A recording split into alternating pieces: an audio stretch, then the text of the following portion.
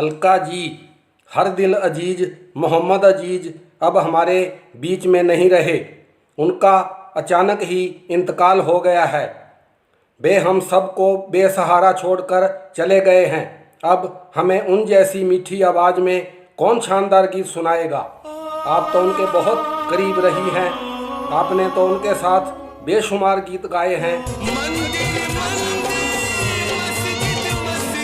आपने उनके साथ जितनी भी भाषाओं में जितने भी गीत गाए हैं सभी एक से एक लाजवाब थे और सभी बेहद मकबूल हुए हैं।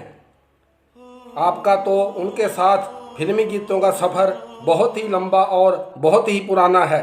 आप उन महान से भी महानतम गायकार की शान में ज़्यादा से ज़्यादा कहिए। देखिए, यहाँ पर हम बप्पी लहरी जी का जन्मदिन मनाने के लिए इकट्ठे हुए हैं। यह बहुत ही खुशी का मौका है। आप यहाँ पर फिजूल की बातें करके खुशी के रंग में बंग मत डालिए। हमें दादा का जन्मदिन मनाने दीजिए। ये फजूल की बातें हम फिर किसी दिन फालतू वक्त में करेंगे। अभी हम लोग यहाँ पर दादा के बर्थडे की बात करेंगे और दादा की, लेकिन अभी हम लोग यहाँ थोड़ा सा फिल्म कोशिश कर रहे हैं। तो कोशिश कर रहे हैं थोड़ा हम लोग अभी चेयरफुल रहें, क्योंकि दुख सुख, कभी खुशी कभी गम, ये ज़िंदगी का हिस्सा है।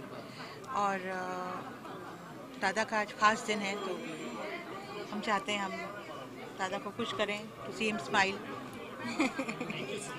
यह था अलका याग्निक का जवाब जब एक पत्रकार ने मोहम्मद अजीज के इंतकाल के कुछ दिन बाद बप्पी लहरी के जन्मदिन के कार्यक्रम में शामिल अलका याग्निक से सवाल किया था, ये क्या हो रहा है, ये क्या कर रहे हो, ये हम किधर जा रहे हैं, हमारा खून क्यों सफ़ेद हो रहा है, कहाँ हैं हमारे वो प्राचीन संस्कार, एक दूसरे के प्रति हमारी श्रद्धा और सम्मान की भावना कहाँ खो गई। इस तरह तो हमारा यह आचरण इस समाज को शमशान बना देगा।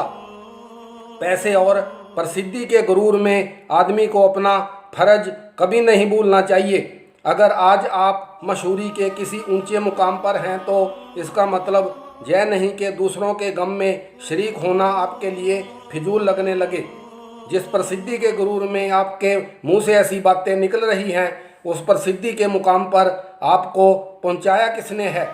जिनके बारे में आप हमदर्दी के दो बोल बोलना तो दूर की बात, उनका जिक्र होने पर इस तरह अपना नाक मुंह चिढ़ा रही हैं, यह तो नाफरमानी की इंतहा हो गई।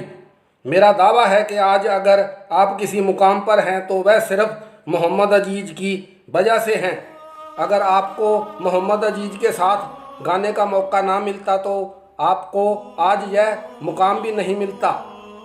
इस बात की गवाही तो आपकी आत्मा भी देगी कि जितनी प्रसिद्धि आपको मोहम्मद अजीज के साथ गाकर मिली है वह किसी भी और गायकार के साथ नहीं मिली।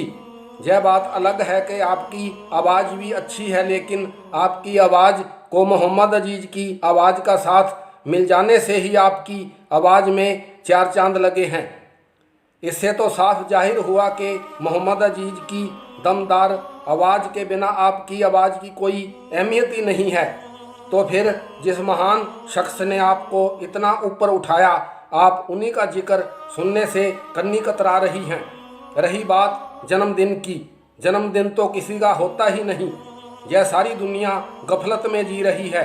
दरअसल जिस दिन हम पैदा हुए होते हैं, एक साल के बाद का वही दिन हमारी ज़िंदगी का एक साल कम कर देता है। हम सब हर लम्हा, हर दिन और हर साल अपनी मौत की तरफ बढ़ रहे होते हैं।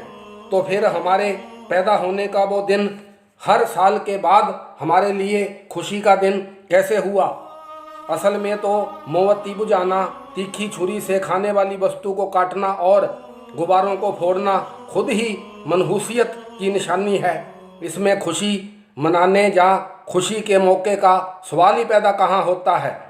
अलका याग्निक जी, मेरे ख्याल से बप्पी लहरी के जन्मदिन का कार्यक्रम छोड़कर पहले आप मोहम्मद अजीज की शान में गुफ्तगू करती, उनके लिए अपनी हमदर्दी का इजहार करती, उनकी और उनके गीतों की महानता का गुणगान करती ना थकती तो आपकी आत्मा को तो अजीब सुकून मिलता ही।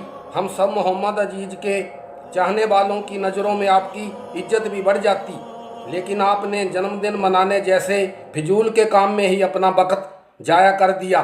मोहम्मद अजीज के लिए बात करना तो दूर, उनके लिए उनके चाहने वालों के मुंह से उनकी बातों को सुनना भी गवारा नहीं समझा। कितनी बदनसीब हैं आप, कितनी बदनसीब जिन्होंने आजकल के जन्मदिन के मौक़ों पर बजने वाले बकवास गीतों की आवाज़ से अपने कानों में जहर भरने दिया, लेकिन मोहम्मद अजीज जैसे महान गायकार के गीतों की बातों से टपकने वाली रूहानियत का रस पीने से खुद को मरहूम कर लिया।